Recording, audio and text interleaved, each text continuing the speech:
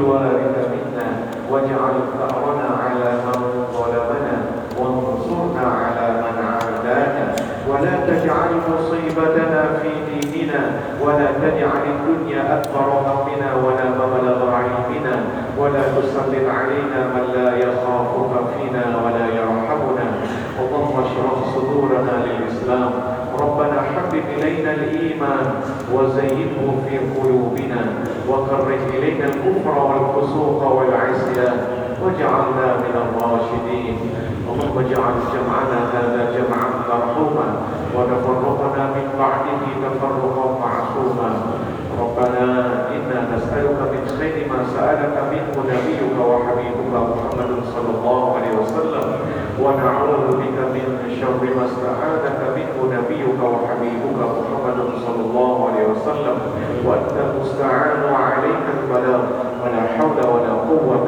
إلا بالله العلي العظيم وصلى الله على خير خلقه سيدنا محمد وعلى آله وصحبه أجمعين سبحان ربك رب العزة عما يصفون وسلام على المرسلين والحمد لله رب العالمين الفاتحة أعوذ بالله من الشيطان الرجيم بسم الله الرحمن الرحيم الحمد لله رب العالمين الرحمن الرحيم مالك يوم الدين إياك نعبد وإياك نستعين اهدنا الصراط المستقيم صراط الذين أنعمت عليهم غير المغضوب عليهم ولا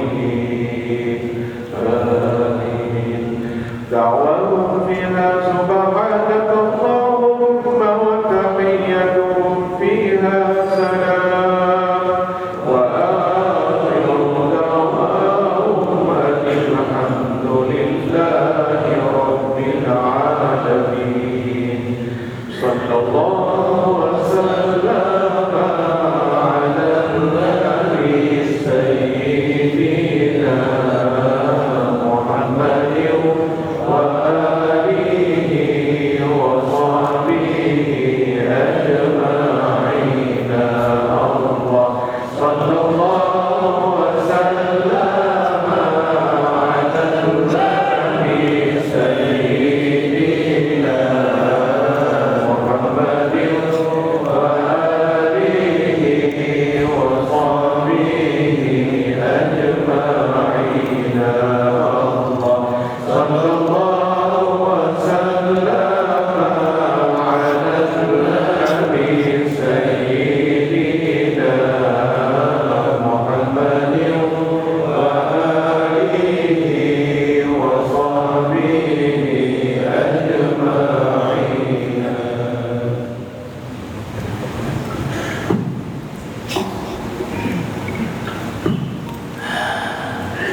Ya Allah, ya Rabbana, selamatkan kami dari azab kubur dan siksa api neraka ya Allah.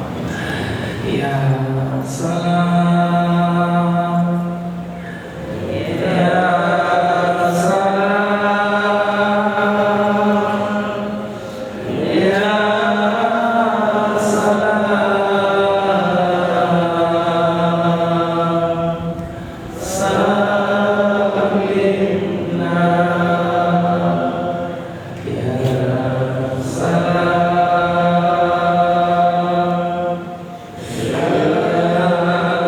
Salam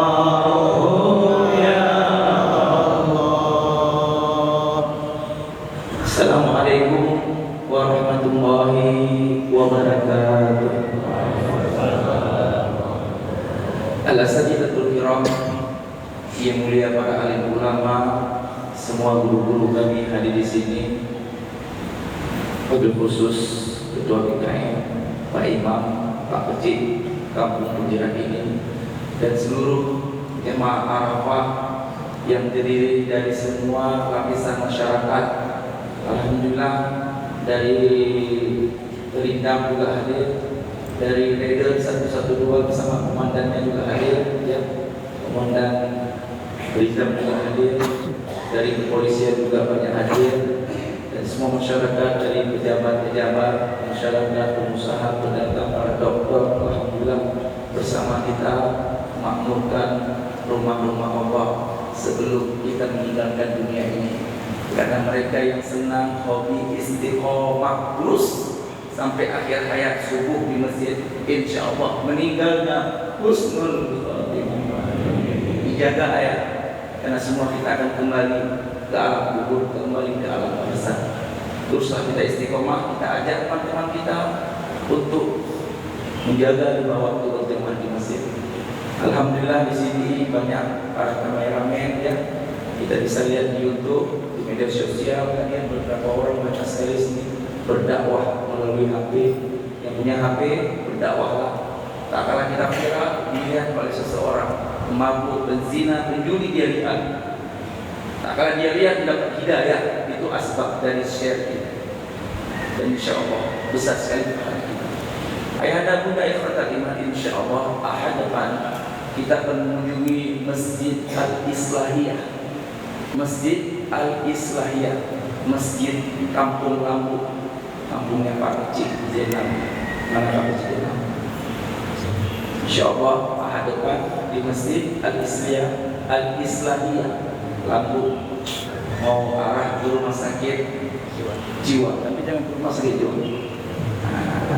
Ya, sebelum rumah sakit jiwa sebelah kanan.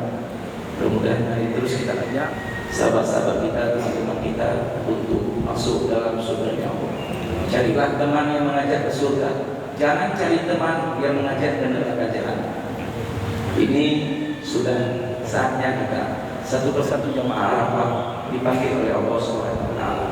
Mudah-mudahan semua jamaah yang hadir bisa berkumpul seperti ini dalam surganya Allah bersama Nabi Muhammad sallallahu alaihi wasallam. Mari sama-sama kita akan mendengarkan tausiah dari guru kita bersama, penasehat Arafah yang selalu istiqomah bersama kita, yaitu Ustaz Mansur Aidil LC, wali kota Cetulu. Beliau istiqomah menjadi wali kota Cetulu. Beliau tidak mau naik menjadi gubernur Aceh, tetap istiqomah menjadi wali kota Aceh. Kepada Syekh Mukarram, Syekh Faitafadol Masyurah, berikan jalan kepada guru kita bersama. Ya, beliau walaupun telat, yang penting hadir. Alhamdulillah. Lebih baik telat daripada tidak hadir. Nah, jadi begitulah motonya, lebih baik telat daripada tidak hadir.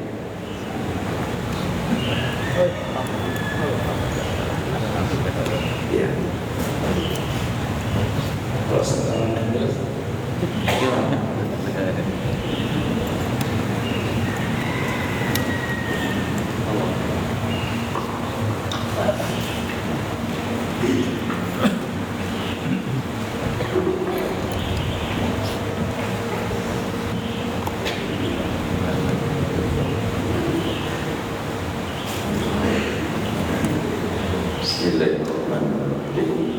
Assalamualaikum warahmatullahi wabarakatuh.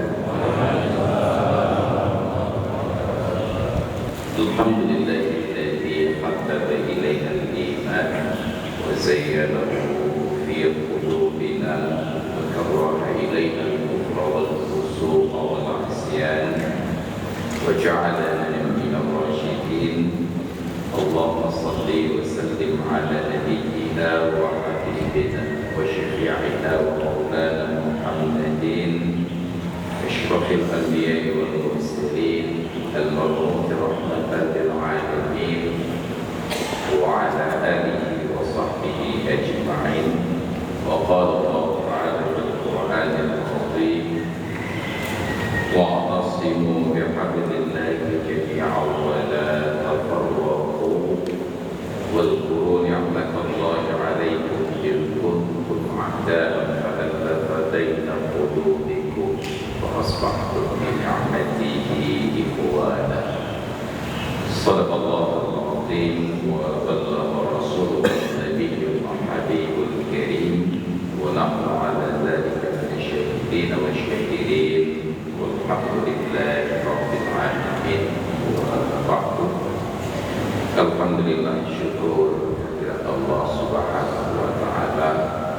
Perjalanan waktu hari ini telah mengantarkan kita sampai ke tanggal 25 bulan Syawal, yang menjadi indikasi bahwa suasana hari raya sudah lama berlalu.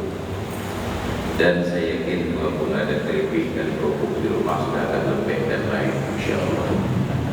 Kita sudah kembali ke habitat, kembali ke kebiasaan sehari-hari, aktivitas yang mudik sudah balik, yang di kampung kembali seperti biasa. Dan juga saya sangat yakin pada 25 hari bulan Syawal. Sebahagian besar bahkan hampir seluruh kita sudah selesai dari puasa sunat Syawal. Puasa sunat yang diagung-agungkan sedemikian pentingnya sampai lebih tinggi perhatian kita kepada puasa Syawal ini daripada puasa Arafah. Padahal kita adalah jemaah Arafah, bukan jemaah Syawal.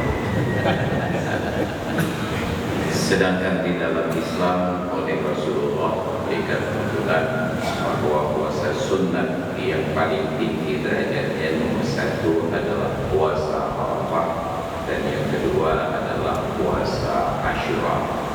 Tetapi dalam tradisi kita di Aceh dengan berbagai perangkat-perangkatnya mengusahakan agar orang yang berpuasa di 2 hari itu merasa menyesal. Maka di hari Arafah kita buat tradisi modal sebeli daging kita masak sampai yang puasa merasa menyesal tubuh yang buat pakai olehnya. Di hari Asyura tidak ada pegang, tetapi kita usahakan untuk ada masak bubur Asyura sehingga yang puasa pun kembang-kembis hidup mencium aroma khasnya. Tapi di bulan Syawal bahkan tamu yang datang pun kita rapat, kita cegat jangan masuk dulu ke rumah karena tuan rumah sedang berpuasa. Jadilah kita umat yang tidak lagi menjaga aulawiyah skala prioritas, mana yang penting dan mana yang tidak. Dan rasanya sangat lelah ketika kita bekerja sendiri saja untuk memberikan pencerdasan ini, ketika yang lain menikmati hasil. Bila kita dihujat mereka tepuk tangan, bila kita dipuji mereka diam saja. Maka lelah melihat kondisi. Kalau lakukan karena kita yakin janji Allah, walaupun yang lalu bekerjalah, berkaryalah dan berbuatlah. Fasayarallahu amalakum, pasti Allah akan memperhatikan. Wa rasuluhu, rasulnya memperhatikan.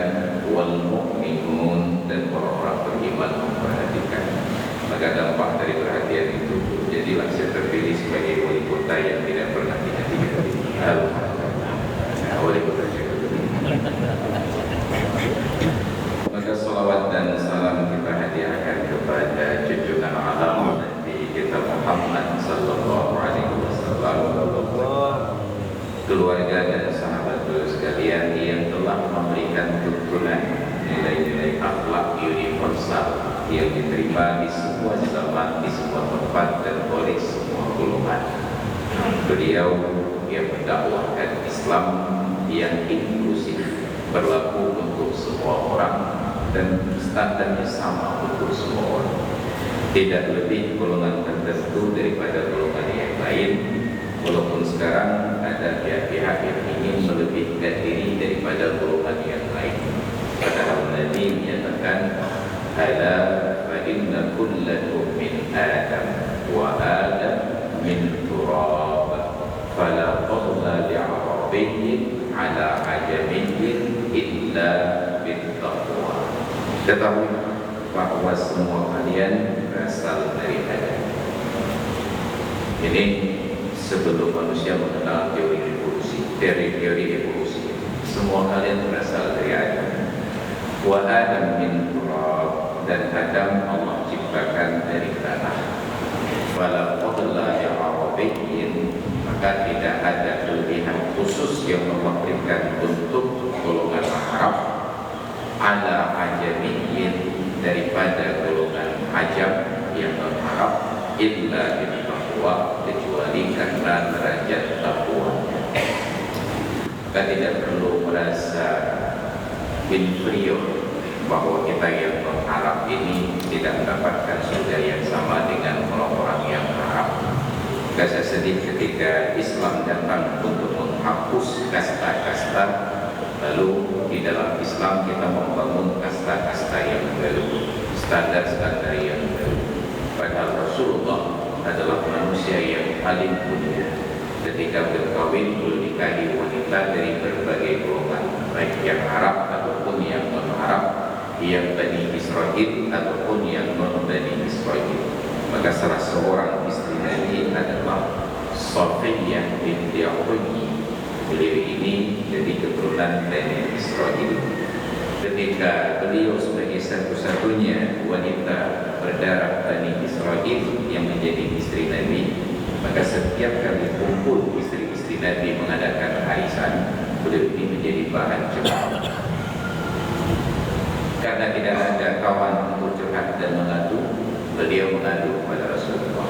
Ya Rasulullah, madu-madu saya itu selalu mencemooh bahwa saya ini Bani Israel, saya ini Yahudi. Maka Nabi besarkan hati istri beliau ini dan berikan modal untuk berdebat di dalam mimbar arisan ibu-ibu. Kalau nanti kamu dicemooh oleh madu-maduku, maka tanyakan kepada mereka, siapa di antara kalian yang merasa lebih baik daripada saya, yang ayahnya adalah Musa dan pamannya adalah Harun. Tidak ada seorang pun di antara istri Nabi yang lain dari keturunan para Nabi kecuali Safiyah binti Huyai. Nanti dicemooh lagi istri Nabi yang lain, ada Zainab binti Jahsy. Karena Zainab binti Jahsy ini pernah berstatus sebagai istri dari anak angkat Nabi Zaid bin Harithah.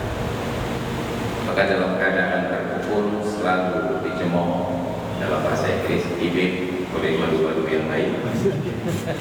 Beliau mengadu kepada Nabi, ya Rasulullah, saya dicemooh oleh istri-istri Anda yang lain, saya dianggap sebagai pelapor dan orang yang tidak setia kepada suami. Maka beliau besarkan hati istrinya. Beliau katakan, bila nanti ada madu-maduku yang mengganggu, mereka membangga-banggakan bahwa mereka dinikahkan oleh ayahnya kepadaku, maka sampaikan kepada mereka, siapa di antara kalian yang ketika dinikahkan kepada Nabi bertindak sebagai wali adalah Allah Ta'ala. Saya tidak dinikahkan oleh ayah saya kepada Nabi, tapi Allah yang menikahkan. Falamma qada Zaidun minha waqara zawwajnakaha. Ketika Zaid dengan segala kepentingannya, iddah-iddah sudah selesai terhadapmu, maka kami nikahkan engkau dengan Zainab tersebut. Bayangkan, Allah yang menikahkan Zainab untuk Nabi, dan itu tidak dilangsungkan di dalam Masjid Raya Baitur Rahman. Itu terjadi langsung dari Allah Subhanahu wa Ta'ala kepada Nabi kita Muhammad sallallahu alaihi wasallam. Maka setiap orang yang datang kepada Nabi dengan berbagai keluhan, Nabi selalu punya alasan untuk membesarkan hatinya. Sedangkan kita hidup dalam tradisi untuk meruntuhkan semangat orang lain. Ada saja berbagai cara untuk menjatuhkan semangat orang-orang yang sedang berjuang. Ini anomali. Maka Islam yang diajarkan oleh Nabi adalah Islam yang inklusif, sama untuk semua golongan. Ketika suatu hari datang kabilah dari daerah beraudiensi dengan Nabi, kepala suku, dalam perjalanan waktu salah seorang delegasi tersebut melakukan tindakan kriminal, mencuri. Tertangkaplah pencuri ini, dan sesuai aturan Islam, pencuri harus dipotong tangan. Tapi ini delegasi antar bangsa, dalam bahasa sekarang mendapatkan suaka politik, dan itu tidak berlaku pada Nabi. Maka Nabi potong tangannya.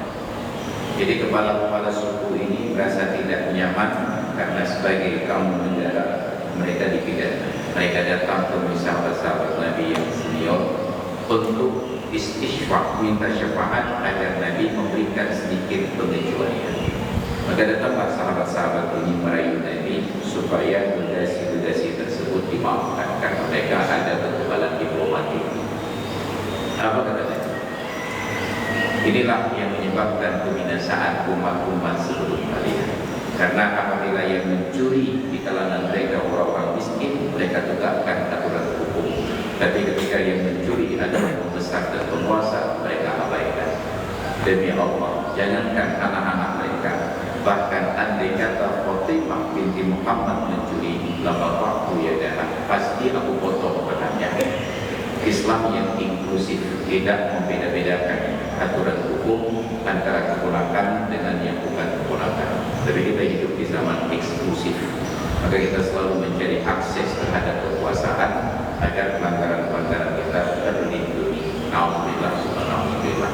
Maka kita merasa miris bahwa negeri ini yang dibangun atas dasar kebersamaan, semua mempunyai kontribusi untuk memerdekakan negeri dari penjajahan. Sekarang ada yang merasa eksklusif bahwa dia tidak tersentuh hukum. Harusnya Aceh yang jadi daerah modal, kita tampil beda. Tapi apa boleh buat, kita sekarang harus disuntik modal dari pusat karena modal kita sudah habis. Tidak ada kesadaran pada tokohnya untuk menjadikan Aceh ini kembali hebat.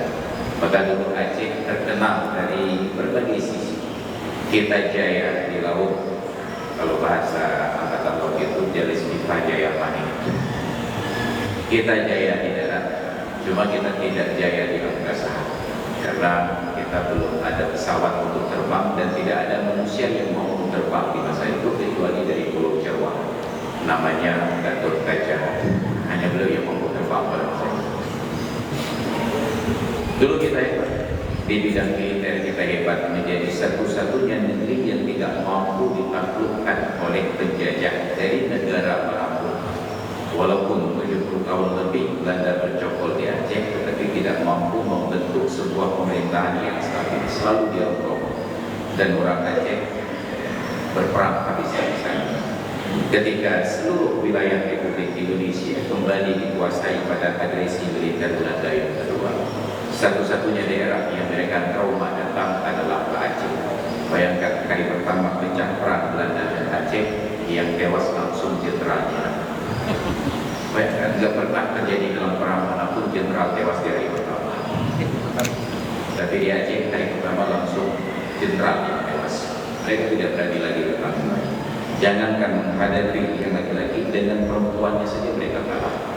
Bayangkan kapitalis Hotman itu kalah ketika harus perang tanding melawan Serikat di Aceh, Laksamana, perempuan wanita pertama di dunia, Kemala Hayati. Saat orang lain berbangga-bangga dengan sejarahnya, Aceh sudah lebih dahulu maju dengan armada angkatan laut, Kemala Hayati. Bayangkan dengan perempuan saja orang luar kalah, apalagi dengan laki-lakinya. Maka hari ini orang laki-laki Aceh tidak berkutik lagi karena kalah pada perempuan. Banyak bapak-bapak yang ingin kawin lagi tidak berani, termasuk yang tidak.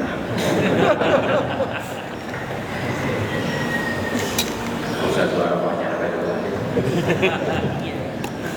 keinginan besar, tapi keberanian kurang. Dalam itu Tokyo Triway. Kita hebat, pedagang-pedagang kita menguasai jalur internasional sampai kejayaan terakhir perdagangan Aceh itu ada di awal-awal Orde Baru dengan Aceh Kongsi. Bayangkan, kita punya jalur perdagangan yang luar biasa, dan lobby para pedagang Aceh tersebut sampai orang-orang yang terbuang dari Republik ini, tokoh-tokoh nasional itu ditampung oleh orang-orang Aceh. Maka dalam sejarah kita dengar bagaimana ayat dari Bapak Prabowo Subianto, Sumitro Joyo Hadikusumo ketika terbuang oleh kabinet Orde Baru lalu disisihkan, yang tampung beliau itu adalah para pedagang dari Aceh Kongsi. Makanya Aceh walaupun di sini Pak Prabowo tidak menang, tidak bisa macam-macam dengan orang Aceh, karena orang Aceh yang menjaga orang tua beliau dulunya. Jadi kehebatan Aceh tidak salah. Tapi hari ini jangankan di Indonesia, bahkan di Sumatera saja para pedagang Aceh kalah. Bayangkan, semua kita harus impor dari Medan, sampai ke telur ayam pun harus dari Medan. Kalau di Medan ayam tidak bertelur, maka Aceh akan kacau. Dan bahkan ketika masuk telur ayam ke Aceh, ternyata orang Aceh sangat ingin konsumsi. Maka setiap pagi kita datang ke warung kopi di Aceh, yang paling dicari oleh orang Aceh adalah telur merah. Padahal dari kecil kita belajar di sekolah bahwa protein itu adalah zat kuning telur, bukan zat kuning telur. Kuning itu penyakit semuanya. Tapi saya tidak tahu bagaimana program pendidikan kesehatan, transformasi di bidang kesehatan sampai kita lebih mengagung-agungkan bawang merah daripada bawang putih. Maka selalu kita berbicara tentang bawang merah, makanya penyakit dokter enggak sehat-sehat. Maka akhirnya sebagai wali kota Jakarta, saya harus menangani semua bidang, mulai bidang ibadah sampai bidang kesehatan, sampai bidang transportasi. Mohon maaf, Ustaz karena jalanan dari Jatuh Bali tidak steril, jalur kanannya jalur cepat. Jadi berapa kali saya hampir bertengkar di jalan.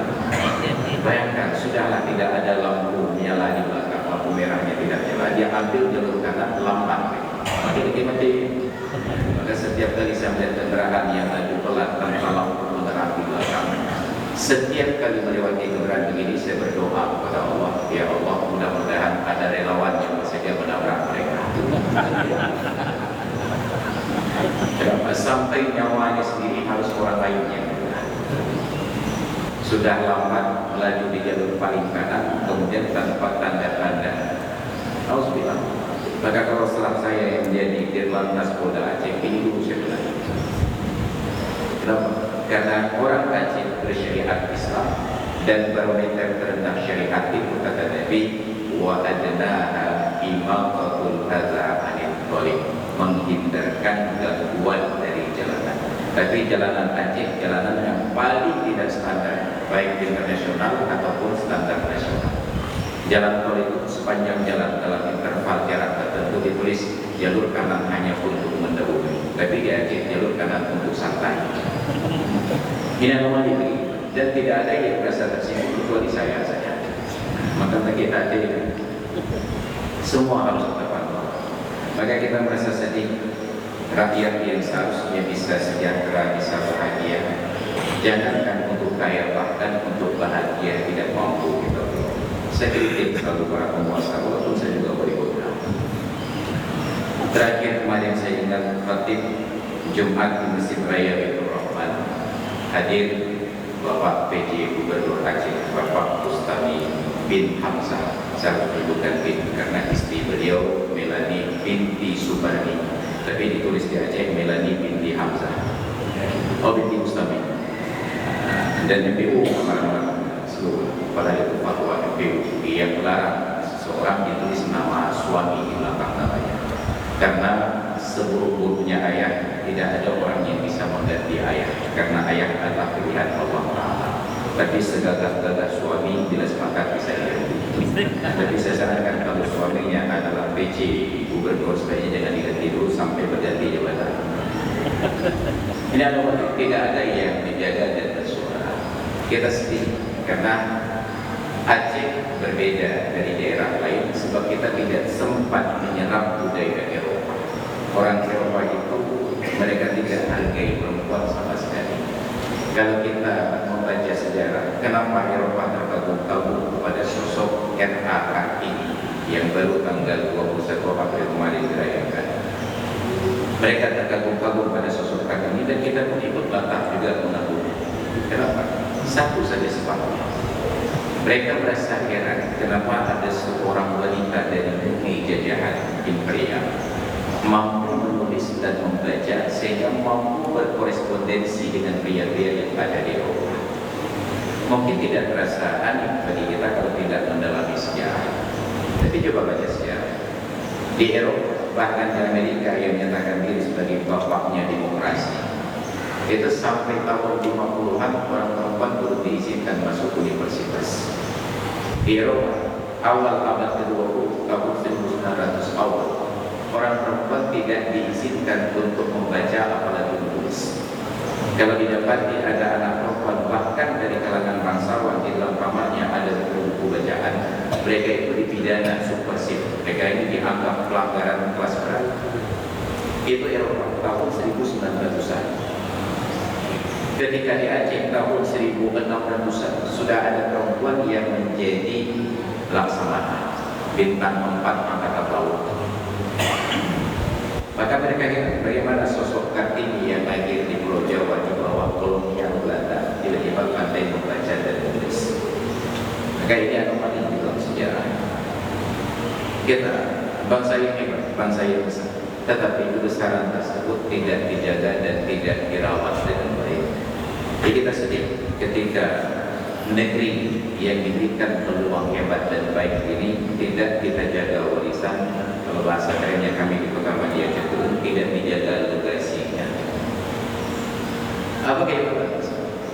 Penempatan bahwa orang perempuan tetap diakui nilai-nilainya dengan nasab-nasabnya. Dia mereka abaikan keberadaan perempuan. maka setiap perempuan yang dinikahi oleh seorang pria, garis nasab dan keturunannya dihapus dalam catatan, setinggi apapun pangkat dan jabatan mereka. Bayangkan di Inggris ketika ada seorang perempuan, karir politik tertingginya menjadi seorang perdana menteri dan dia terkenal sebagai wanita besi, Iron Lady. Namanya Margaret Hilda binti Roberts. Tapi ketika dia dinikahi oleh seorang pria bangsawan bernama Dennis Thatcher, namanya berubah menjadi Margaret Thatcher. Ayatnya tidak pernah disebutkan Roberts. Tapi di Aceh kita melihat silsilah beberapa orang gubernur yang masih saya ingat. Mulai dari dulu ada Irwandi bin Yusuf, istrinya tidak pernah pakai nama Darwati Irwandi, tetap Darwati Agani binti Agani, digantikan oleh Abu Dr. Zaini, tetap Zaini bin Abdullah, dan istrinya tidak berubah nama menjadi Ni'asa Zaini Abdullah, tetap Ni'asa binti Abdul Hamid. Wakil gubernurnya Musakir bin Abdul Manaf, istrinya tetap pakai nama orang tua Marlina binti Osman. Ini kehebatan kita. Maka saya kesal ketika hari ini diganti nama istri gubernur pakai nama suami. Dan sayangnya yang mana hanya saya saja yang diusul seluruh mungkin. Padahal dalam posisi sekarang ketika baru saja musibah kebakaran kemarin dan saya perlu bantuan pemerintah, dia kata beliau pegang dikit. Tapi jangan pernah menjual akhirat dengan harga yang murah, hanya dengan sebuah bangunan, hanya dengan bantuan 1-2 miliar. Yakinlah kepada Allah. Maka keyakinan inilah yang menyebabkan orang Aceh selalu tampil beda. Maka di Aceh kita berharap identitas itu terpelihara dan terjaga. Setiap orang perempuan tetap ikut nama orang tuanya. Kalaulah kita bisa hapus itu, maka suku yang bernama ingin menghapuskan jejak orang tua adalah putra-putra Abu Lahab, Abdullah bin Abi Lahab dan Utaibah bin Abi Lahab. Tapi mereka tetap pakai nama ayahnya, walaupun mereka menjadi seorang Muslim dan mati syahid dalam peperangan, mereka tetap dikenal Abdullah bin Abi Lahab dan Utaibah bin Abi Lahab. Ini karakteristik yang harus kita jaga dan kita pelihara. Maka Islam yang inklusif ini datang dengan keteladanan dari Nabi kita Muhammad SAW.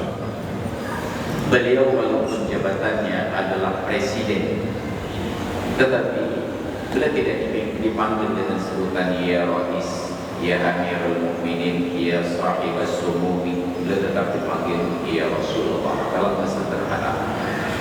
Maka ketika beliau wafat digantikan oleh Abu Bakar Siddiq radhiyallahu anhu, Abu Bakar hanya dipanggil dengan realitas wahai pengganti Rasulullah. Pengganti Rasulullah dalam bahasa Arab disebut Khalifah Rasulullah. Maka karena prinsip bahasa Arab itu singkat, akhirnya beliau hanya disebut ya Khalifah, ya Khalifah. Ketika beliau wafat digantikan oleh Sayyidina Umar radhiyallahu anhu. Umar jangankan disebut sebagai pengganti Rasulullah, bahkan dipanggil sebagai pengganti Abu Bakar saja tidak percaya diri. Kenapa? Beliau tahu bahwa beliau adalah orang yang telah masuk Islam dibandingkan sahabat-sahabat yang lain. As-sabiqun al-awwalun. Beliau adalah orang yang masuk Islam karena kecelakaan. Kecelakaan dalam tanda kutip. Beliau datang menemui Nabi bukan untuk menyatakan iman. Beliau datang menemui Nabi dengan pedang terhunus untuk membunuh Nabi. Tapi dalam perjalanan beliau melewati rumah adiknya Fatimah binti Khattab dan suaminya Zaid yang ternyata sedang melantunkan ayat suci Al-Quran. Sayyidina Umar ini sastrawan. Beliau termasuk salah seorang, bukan satu itu untuk benda lain, itu manusia, satu hanya orang. Beliau adalah pelajaran bahasa Indonesia sedikit, karena kita sudah bersumpah pada 28 Oktober menjunjung bahasa persatuan bahasa Indonesia. Tapi dalam sumpah itu tidak ada kata-kata sumpah sama sekali, tapi namanya sumpah dulu. Jadi langsung lebih dalam sejarah. Beliau sastrawan. Beliau salah seorang di antara 14 orang Quraisy yang pandai baca dan tulis selain dari kali ini di Indonesia. Beliau pandai baca dan tulis, beliau selalu sastrawan. Begitu melintasi rumah adiknya terdengar lantunan-lantunan yang mirip syair akhir yang sangat indah, belum ketemu. Maka belum masuk rumah tersebut hanya untuk membentak adik dan iparnya. Zaid iparnya ini ditempelin oleh Sayyidina Umar sampai terjengkam di dinding. Adiknya marah, apakah engkau akan membunuh kami hanya karena kami mengucapkan la ilaha illallah? Dari peristiwa itu akhirnya Umar sampai kembali ke tempat Nabi berkumpul dengan para sahabat di rumah Al-Arqam bin Abil Arqam. Dari niat semula ingin membunuh berubah menjadi orang yang beriman kepada beliau. Orang yang paling ingin mengeksekusi Nabi menjadi orang yang paling tidak percaya saat Rasulullah wafat. Maka ketika Rasulullah wafat, disampaikanlah berita duka ini kepada sahabat-sahabat ulama, mertua dan menantu beliau. Tapi begitu sampai kepada Umar, beliau bunuh sebenarnya. Siapapun yang katakan Muhammad meninggal, maka saya akan antarkan dia ke akhirat. Akhirnya sahabat-sahabat mereka datang menemui Abu Bakar. Wahai Abu Bakar, kami tidak tahu bagaimana menyampaikan berita duka ini kepada Sayyidina Umar. Maka dengan kebijaksanaan seorang Abu Bakar, kalau tidak mungkin menyampaikan secara khusus kepada Umar, kita sampaikan di ruang publik. Beliau panggil sahabat kumpul di masjid. Beliau naik ke atas mimbar Nabi. Mimbar Nabi itu terdiri dari 3 anak tangga dan tidak ada mimbar meja seperti ini di depannya. Mimbar seperti ini bid'ah. Walaupun bid'atin bolong. Hanya 3 anak. Nabi biasa berdiri di tangga yang ketiga supaya beliau menjadi lebih tinggi terlihat oleh semua orang dan gelombang suara beliau itu sampai ke tempat yang paling jauh. Tapi Abu Bakar hanya naik sampai tangga itu, tidak berani berdiri di tangga yang ketiga. Setelah puji dan salawat beliau katakan, "Ala wa man kana ya'budullaha fa innallaha hayyun la yamut." Ketahui, barang siapa yang menyembah Allah, Allah itu hidup tidak mati. Wa man kana ya'budu Muhammadan, tapi barang siapa yang menyembah Muhammad, fa inna Muhammadan qad mata, maka Muhammad sudah meninggal dunia. Beliau pertegas logikanya lebih dahulu kepada Umar sebelum Umar membantah. Barang siapa yang menyembah Muhammad, maka Muhammad sudah meninggal. Apa maknanya? Kalau tidak percaya Muhammad meninggal, berarti dia adalah penyembah Muhammad. Langsung pedang ke tangan Sayyidina Umar. Ini sama seperti logika yang dipakai oleh Piranti di dalam film Bujang Lapuk. Menuju Pak Lala. Ketika ada orang yang kehilangan sapi, mencari sapinya, dan sapi itu ditemukan oleh Pak Belalang dalam pelarian. Lihat ada pencuri sedang mengikat sapi pada sebuah tempat tersembunyi, dan pencuri ini bisik pada kawannya, kita sembunyikan dulu sapi ini, sapi bapak pulang ini di tempat ini, nanti setelah aman kita jadi. Melihat ada pencuri menyembunyikan barang, pulanglah dia kembali ke rumah, tidak jadi minat. Ketika orang sedang mencari-cari informasi di mana ada sapi yang hilang, akhirnya mereka datang kepada Pak Belalang ini. Maka untuk meyakinkan orang bahwa dia memang ahli wujud, dia ambillah air 1 wadah, kemudian dia baca mantra-mantra jambi-jambi. Dia katakan, coba tengok, ini kan ada sapi. Coba tengok, sapi ini dia duduk belakang rumpun bulan. Orang melihatlah ke dalam air dan tidak terlihat apa-apa, tidak ada tanda-tanda. Maka Pak Belalang ini mengumumkan, menurut amalan saya, orang yang tak nampak tengok sapi dalam air ini berarti dia anak zina. Maka langsung orang, oh iya nampak tengok sapinya sedang tidur. Ini logika yang dibangun oleh Abu Bakar Siddiq radhiyallahu anhu sehingga Umar tidak berkutik. Jatuhlah pedang dari tangan Sayyidina Umar. Maka Umar tidak menyatakan diri sebagai presiden. Beliau hanya minta disebut dia Amirul Mukminin, wahai orang yang memimpin orang-orang yang beriman. Tapi tetap baik Rasulullah, Abu Bakar, Umar, Utsman sampai kepada Ali, mereka tidak punya kabinet, mereka tidak punya menteri, sehingga tidak ada protokol yang berbeda antara seorang dengan yang lain. Bahkan Nabi dalam jabatannya sebagai presiden, ketika beliau sedang dalam keadaan camping dengan kawan-kawan, nggak ada pantai, kalau itu hanya ada gunung-gunungan, hutan-hutan di daerah tertentu. Beliau ajak kawan-kawan untuk relax, refreshing. Karena Nabi ini pula yang sangat manusiawi mengajarkan kepada kita, rawiyahu anfusakum sa'atan ba'da sa'atin, segarkan diri kalian, jiwa kalian sewaktu demi sewaktu. Maka kita perlu refreshing. Ini ada yang suami istri sejak kawin pada masa DI itu sampai sekarang tak pernah represi. Istri tetap di dalam rumahnya dibatasi oleh 4 dinding dapur dan 1 atap rumah dengan tanah yang berubah-ubah pada tadi. Tidak pernah represi. Ada wanita yang dulu sering jalan-jalan ke Penayung, sekarang tak tahu lagi bahwa Penayung itu sudah berpindah ke Al-Mahirah ke Pagam Dingin. Enggak pernah diajak jalan-jalan oleh suaminya. Maka ketika beberapa kali saya dipercaya oleh Polda Aceh untuk menyampaikan tausiah kepada calon purnawirawan.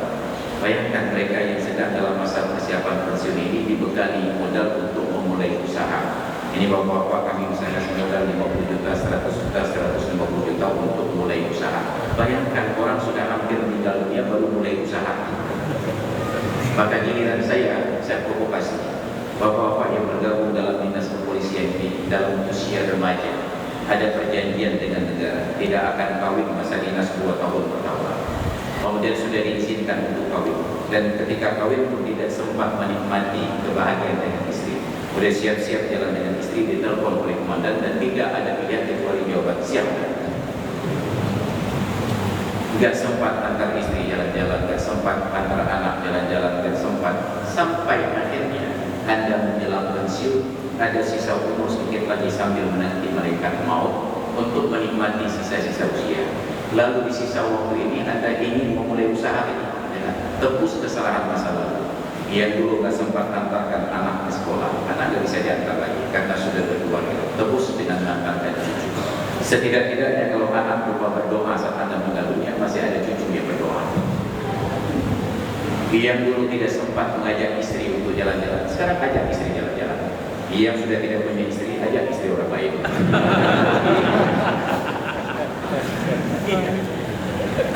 Jangan mulai usaha.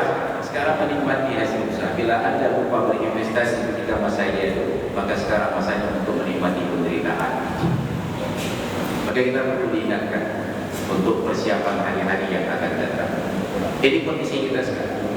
Padahal Nabi ajarkan rawiyahul anfusakum sa'atan ba'da sa'atin. Maka ketika kita melihat betapa tempat-tempat wisata di Aceh itu dikuasai bukan oleh orang yang diperuntukkan. Pemerintah bangun fasilitas pariwisata supaya orang yang sudah berkeluarga bisa duduk menikmati kebersamaan suami istri. Tapi saya perhatikan di semua tempat wisata dibajak oleh orang yang baru berencana berkeluarga. Belum jadi baru berencana, baru sekedar penjajakan. Maka kepada kawan-kawan yang berdagang di daerah pariwisata seperti di Lampung, di Pulen, saya sampaikan dalam ceramah, bila ada fasilitas yang orang-orang maksiat untuk berbelanja, memang mereka bisa dicekek dengan biaya lebih. Karena orang yang sedang pacaran tersebut berada untuk biaya menahan gengsi. Tapi kita, yang pertama tidak berkah, dan yang kedua mereka belanja tidak banyak. Orang sedang pacaran yang ceweknya dan joki, sabuk dah habis ini. Dapat menjaga image. Jadi padahal menurut habisnya hampir loyo. Tapi kalau sedang duduk antara Romeo dan Juliet ini tidak habis, hanya setengah. Tapi kalau suami istri yang ada fasilitasi, mungkin keuntungan Anda tidak besar, tapi mereka belanja lebih banyak. Karena suami dan istri tidak pernah jadi yang biasanya minum pelan-pelan, ini dan banyak mengulah hidup. Insya lebih banyak barang bersirkulasi. Tapi sayangnya inilah negeri kita. Orang-orang yang sudah berkeluarga tidak pernah mengajak istrinya ke tempat-tempat wisata. Ada yang mengajak istri ke tempat wisata, tapi istri orang lain. Ini pula bahaya. Maka mulai hari ini hari Ahad, yang kira-kira tidak ada pekerjaan di rumah, yang masih ada istri, ajak istri ke tempat wisata. Yang bertempat itu hanya mudah cewek tidak ya. Kuasai kembali tempat-tempat wisata yang dibangun oleh pemerintah agar kembali ke tangan orang yang berhak. Jangan sampai nanti anak cucu kita terancam degradasi. Maka pertanyaan sederhana saya kepada bapak dan ibu yang sudah punya anak gadis, apa pertanyaannya? Anda lebih memprioritaskan mana? Lebih dahulu punya menantu ataukah lebih dahulu punya cucu? Maka kalau melihat anak gadis yang sudah sering dipuncing-puncing, besar potensi Anda akan lebih dahulu punya cucu. Yang lebih dahulu punya cucu sulit mencari menantu. Tapi yang lebih dahulu punya menantu juga belum tentu akan punya cucu. Ini tergantung rezeki yang Allah berikan. Setidak-tidaknya kita enak membuat acara walimah pernikahan. Tapi kalau pernikahan yang tertangkap itu sulit untuk dibawa ke KUA. misalnya mereka menikah di belakang KUD. Ini juga sebuah fenomena. Maka hadirin dan hadirat sekalian yang dirahmati Allah, mari dalam kebersamaan ini, ketika Rasulullah mengajarkan Islam yang inklusif, kita juga ingin hidup dalam Islam yang inklusif. Saya sering mengkritik kenapa dalam keseharian kita menjadi sangat eksklusif. Yang dokter duduk ngopi sesama dokter, yang PNS duduk ngopi sesama PNS, yang pejabat sesama pejabat, yang ibu tidak lebih umpat, tidak pernah terhubung yang doki lebih doki. Kenapa tidak duduk dalam satu majelis gabung? Ada TNI, ada Polri, ada Ustadz, ada pemerintah, ada jaksa. Kita menjadi sangat eksklusif. Maka saya kagum kepada Pak Mahdi Muhammad, mantan perwakil ketua perwakilan BI di Aceh. Saat beliau menjabat kepala BI, dulu di BI itu, di kantor BI itu ada masjid tempat pelaksanaan Jumat. Di sampingnya ada Polresta yang juga melaksanakan Jumat. Bayangkan Jumat dengan Jumat itu hanya dibatasi oleh BI. Apa kata beliau cerita ke saya? Ketika saya punya sedikit kewenangan di BI, saya perhatikan orang BI ini kumpul rumahnya perumahan BI, terjadinya di gedung BI, sholat Jumatnya di BI. Saya pertanyakan mereka, apa kalian hidup di planet BI? Maka berbubarkan Jumat di BI supaya pegawai-pegawai BI bisa sholat Jumat di tempat dan tahu bagaimana perkembangan ekonomi masyarakat, inflasi dan lain sebagainya. Jadi kalau kita hanya hidup eksklusif, kita tidak melihat lagi perkembangan yang lain. Maka hari ini bahkan di lingkungan kami yang pakai kain sarung itu sudah eksklusif.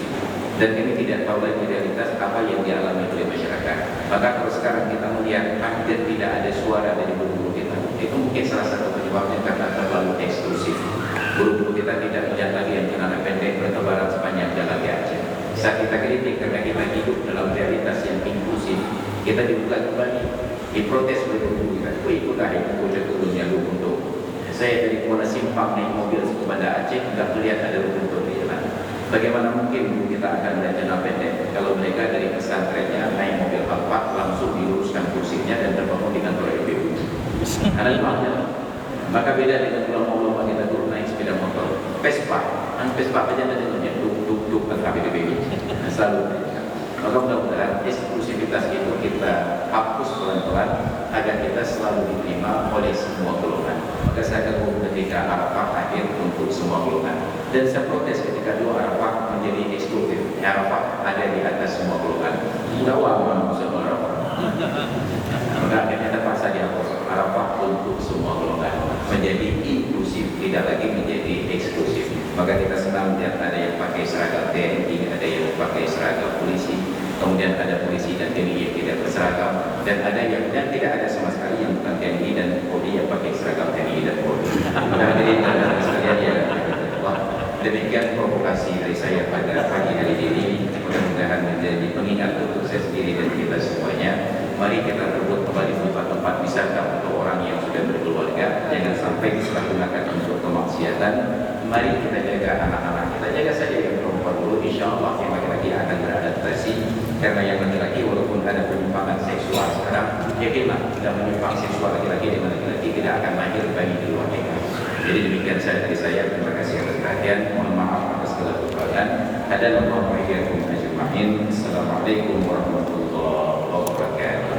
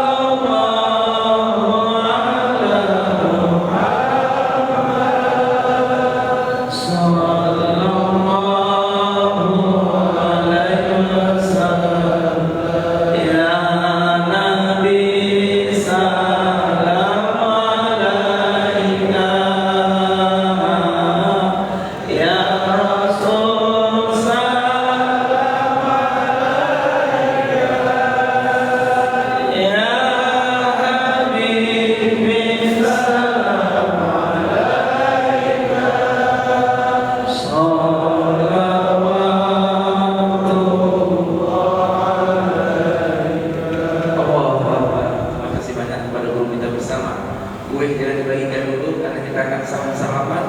Setiap acara kita harus ada salam-salaman. Jabat tangan, ya, jabat tangan. Jadi saling memaafkan. Mudah-mudahan di antara kita tidak ada dosa lagi, maka itu seringlah jabat tangan di antara kita. Mudah-mudahan Allah ampuni maafkan dosa-dosa di antara kita. Mari sama-sama ayat kita bersama-sama sama guru-guru kita, sahabat-sahabat kita. Mudah-mudahan kita selamat bahagia dunia akhirat.